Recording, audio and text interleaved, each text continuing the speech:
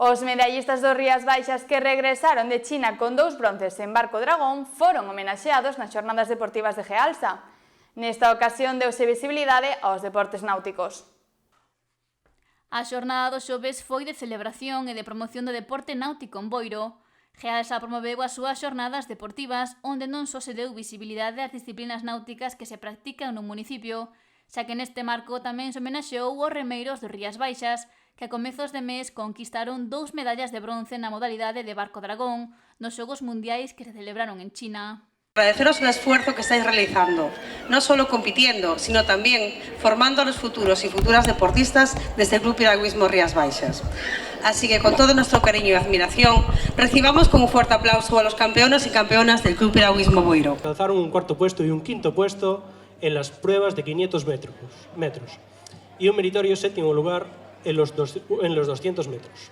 Fue el sábado 9 de agosto, cuando llegó la primera medalla en el DB8 2000 metros. En esta embarcación remaban con el corazón puesto en cada palada Noa Conde, Lara Feijó, Antía Landeira, Loreto Macho, Cuba Michalowicz, Iago Monteagudo, Norea Novo, Luis Ourille, Pablo Silva y Carmen Villar. O presidente do Club Piragüismo Rías Baixas Boiro, Sergio Pérez, estivo competindo en China e compartiu as súas vivencias neste campeonato que foi para el diferente.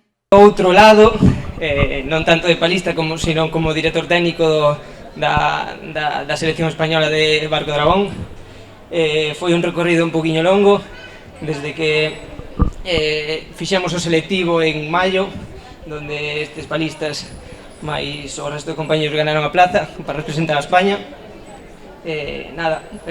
Duro entrenamento hasta chegar a China, ali vimos materializado todo o traballo que levan feito desde que ganaron a plaza. Darlle a enhorabuena, darlle as grazas por este metal en China e para o ano outro campeonato.